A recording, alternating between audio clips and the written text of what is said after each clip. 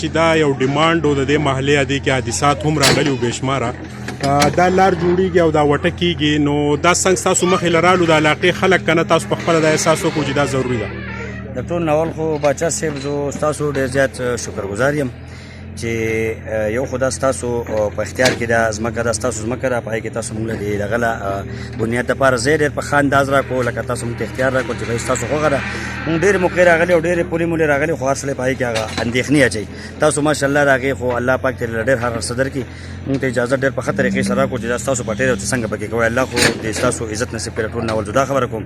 د هغې نه پس به زه دا ووایم چې په دې کې مخکې یو ډاینه غورځېدلې وه شکر الحمدلله هغه کس بد شوی خو نور مخې ته چې کوم دی ډېر زیات دغه شکار و دا ځای او دا محلي والا ته هم ډېر زیات تکلیف و د دوی تلل راتلل کم چې و د دوی ته ډېر ګران ول بیمار شو یا چېرته ډاینه ماینه تلل راتلل ډېره زیاته غټه مسله وه نو زموږ د وخت نه دا سوچ و چې انشاءالله که چېرته الله پاک خیر کو څه موقع داسې راله موږ به دا کار کوو نن الحمدلله ستاسو په دوا برکت سره موږ ته موقع میلاو شوه او دا کار موږ شروع کړو مهرباني مننه حاجي دا روح الامین چې دی د دې چرخۍ کوټې د دې مضافاتو چیرمین دی او دلته کې مختلف حادثات راغلي چې د دې لارې نه ډاینې او ګاډي هم غورځېدلي وو ماشومان هم غورځېدلي وو نو نن په دې باندې کار روان شو او د علاقې خلک چې دی دې ته ډېر زیات په ښه نظر باندې ګوري او د روح الامین لاولنی سټپ د منتخب کېدو نه بعد چې دی د ټولو نه غټ سټپ چې و هغه دا لار وه چې دا تاسو ګورئ بنیادي دا ډېره زیاته خرابه ده او په دې نن کار شته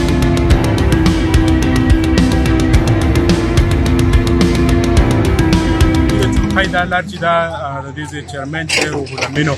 او د هغوی هم شکریا ادا کولې چې په دې کې مختلف حادثات راغلي وو ګاډي ترې ولوېدلي وو ماشومانو او تېره ورځ هم یوه حادثه راغلې وه چې ډاینه ترې ولوېدلې وه او هغه کم کسان چې وو هغه زخمیان شوي خدای پاک بچ کړي ول